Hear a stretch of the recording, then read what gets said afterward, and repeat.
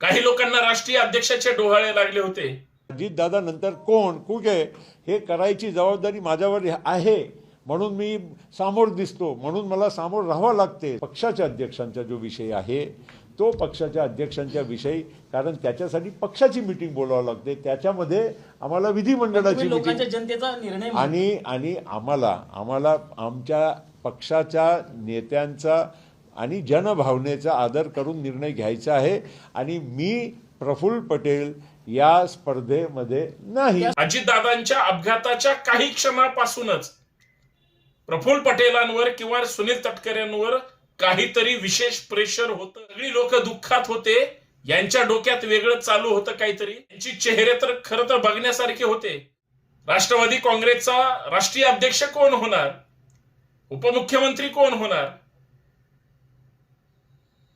बारामती विधानसभा कोण लढणार, बीडचं पालकमंत्री कोण होणार, अर्थ खातं कोणाला दिलं जाणार, चर्चा यासाठी होत्या की अजितदादा नव्हते म्हणून. 28 जानेवारीला अजितदादांचा जो अपघाती मृत्यू झाला,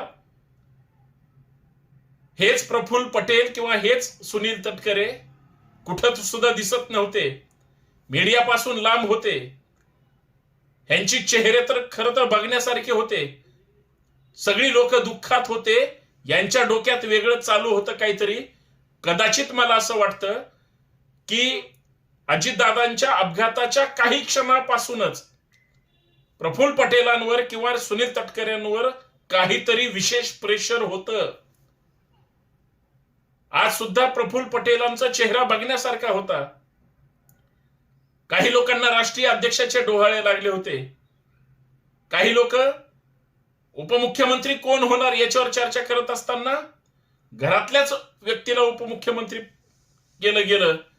अजित पवारांच्याच सौभाग्यवती सुनेत्राताईंना त्या ठिकाणी राज्याचं उपमुख्यमंत्री पद दिलं, परंतु अर्थमंत्री पद दिलं नाही. भाजपनं ते स्वतःकडे काढून घेतलं.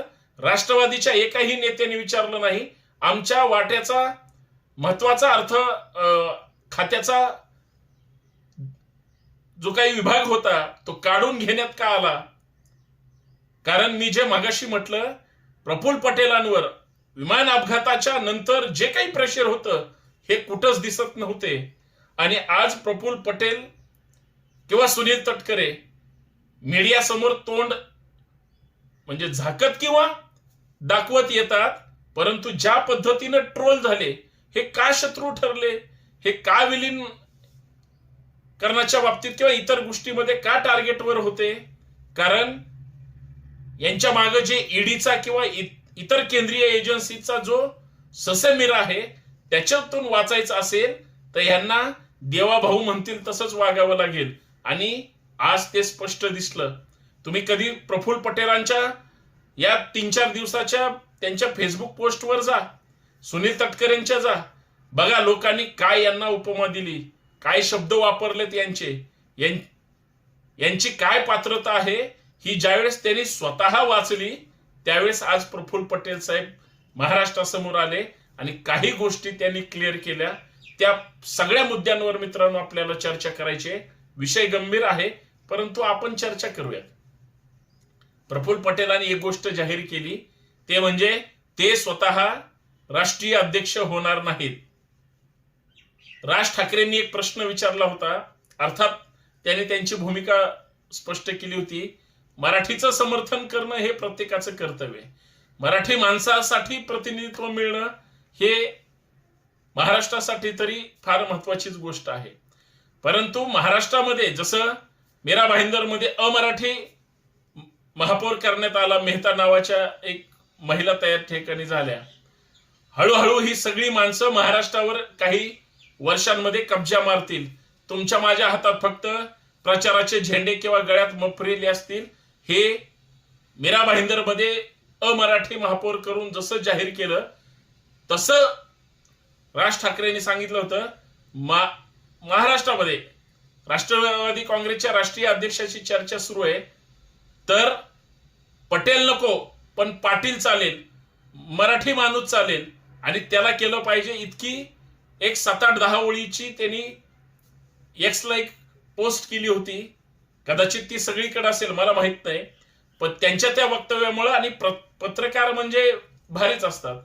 पत्रकारांनी असा टोमणा मारून प्रश्न विचारला की प्रफुल्ल पटेलांचा चेहऱ्यावरचे जे काही हावभाव होते, रंग उडून गेला, चेहरा बदलला, शब्द बदलले, भूमिका सुद्धा बदलली. आणि मी राष्ट्रीय अध्यक्षाच्या शर्यतीमध्ये नाही. राष्ट्रीय अध्यक्ष होईल लवकर, ती एक प्रक्रिया आहे आणि तो लवकर केला जाईल. कारण त्यांना माहितीये का, त्यांनी स्वतः बोलून दाखवलंय की आमच्या पक्षाचा राष्ट्रीय अध्यक्ष ठरवणं हा आमचा अंतर्गत मुद्दा आहे. अहो पटेल, शरद पवारांचा राष्ट्रवादी काँग्रेस, शरद पवारांनी त्याला जन्म दिलाय. तुम्ही त्यांच्या मांडीला गुडघ्याला सुद्धा गुडघा लावून नव्हते, लांब बसलेले होते त्यावेळेस स्थापना करताना. ज्यांची राष्ट्रवादी आहे त्यांची पळवून तुम्ही अजितदादांच्या वैयक्तिक राजकारणासाठी 2 राष्ट्रवादी झाल्या, हे उभ्या महाराष्ट्राला माहिती आहे. आणि तुम्ही सांगताय की आमच्या पक्षाचा अंतर्गत मुद्दा आहे. तुम्ही कोण? राज ठाकरेंच्याच भाषेत सांगायचं असलं तर मी आज माझ्या फेसबुकवर पोस्ट केली आहे बघा, जी तुम्हाला लक्षात येईल की राष्ट्रवादी काँग्रेसचा अध्यक्ष, मी काय पक्षाचं नाव वगैरे काही घेतलेलं नाही, राज ठाकरेंना जसं वाटतं कोण व्हावा, मी तेच म्हटलंय की पक्षाचा अध्यक्ष हा पटेल व्हावा की पाटील. म्हणजेच याचा अर्थ काय की व्यावसायिक किंवा व्यापार करणारा पटेल त्या ठिकाणी करायचा, दुकानदारी करणारा, की गावगाडा सांभाळणारा पाटील त्या ठिकाणी अध्यक्ष करायचा. इतका साधा सरळ माझा त्या शब्दाचा अर्थ आहे. शेवटी पाटील उपमुख्यमंत्री तर दादांच्या सौभाग्यवती ह्या पाटील घराण्यातलेच आहेत. त्याच्यामुळे त्यांना महाराष्ट्राची राजकीय संस्कृतीचं बाळकडू, त्यांच्या जन्मजात त्यांना माहिती आहे राजकारण कसं करायचं. आणि एका कर्तृत्वान नेत्याच्या त्या सौभाग्यवती आहेत. 35-36 वर्ष त्यांच्या जे काही संसाराचा जो काही प्रवास होता, ते राजकारण त्यांना पवार घराण्यातले असल्यामुळं त्यांना ते सगळं जवळून माहिती आहे. पण पटेल ज्या पद्धतीने येऊन सांगत होते, हे आम्ही करणार, मी राष्ट्रीय कार्याध्यक्ष आहे, माझ्यावर ही जबाबदारी, मला एवढंच म्हणायचंय. तो खरंच त्यांच्या पक्षाचा विषय, खरंच त्यांचा कौटुंबिक किंवा राजकीय विषय सुद्धा आहे. बाकीच्यांनी खरंच बोलायची गरज नाही, इथपर्यंत मला सुद्धा मान्य आहे. पण मला एक गोष्ट कळत नाही, दुखवट्याच्या काळात इतकी गडबड कशासाठी? आज सुद्धा स्वागत समारंभ संसदेच्या त्या सभागृहामध्ये झाला. भाजपचे जे राष्ट्रीय अध्यक्ष झालेत नवीनजी, त्यांचा सत्कार होता, मोदीजींचा सत्कार होता. तिथं हेच प्रफुल्ल पटेल पुढे पुढे करत होते. कशासाठी? राष्ट्रीय अध्यक्षासाठी. आणि राष्ट्रवादीचं राष्ट्रीय अध्यक्षपद भाजपचे ते पियुष चावला जर जाहीर करणार असतील तर भाजप हे फक्त आणि फक्त इतर पक्षांना, स्थानिक प्रश्न म्हणजे प्रादेशिक पक्षांना चालवतं की काय? राष्ट्रवादी काँग्रेसला सुद्धा भाजप चालवतं की काय? भविष्यात चालवेल की काय असं वाटायला लागलं. कारण ह्यांनी जर थोडंही वळवळ करण्याचा प्रयत्न केला की पुढच्या 3 तासामध्ये प्रफुल्ल पटेलांना ईडीची नोटीस आलेली असेल. फक्त 2 राष्ट्रवादीचं विलिनीकरण होऊ द्या, निम्मे लोक अस्वस्थ असतील राष्ट्रवादी काँग्रेसमधले. का? ह्या सगळ्यांना ईडीची भीती आहे. परत भुजबळ साहेब ऍडमिट होतील, लिहून घ्या. हसन मुश्रीफ साहेबांना नोटीस येईल किंवा प्रफुल्ल पटेल साहेबांना नोटीस येईल. तटकरेंची कुठल्या तरी वेगळ्या प्रकरणावर चौकशी सुरू होईल.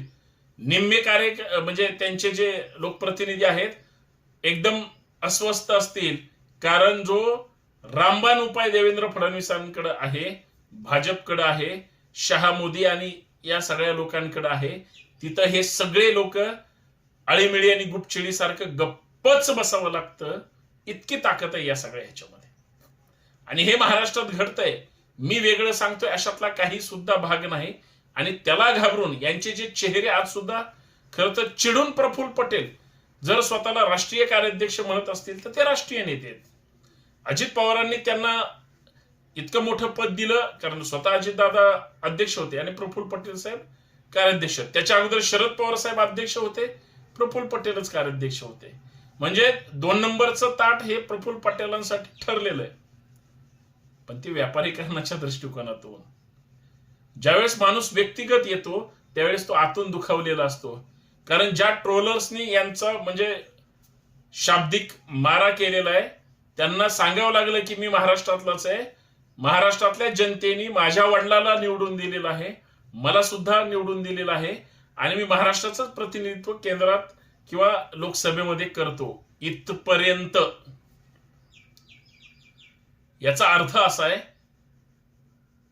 सोशल मीडियातल्या कर्तृत्ववान लोकांनी ज्या पद्धतीनं या सगळ्यांना चिमटे काढले, ट्रोल केलेत, हे सगळे अतिशय परेशान झालेले आहेत. हे आजच्या प्रफुल्ल पटेलांच्या पत्रकार परिषदेतून सिद्ध झालेलं आहे. बघा, खोटं कधीच लपत नाही आणि फसवे चेहरे अजिबात कुणाला दाखवण्याच्या लायकीचे नसतात, कारण त्यांच्यात स्वार्थ दडलेला असतो. खरं आहे की खोटं आहे सांगा. धन्यवाद. व्हिडिओ शेअर करा, लाईक करा, कमेंट करायला विसरू नका.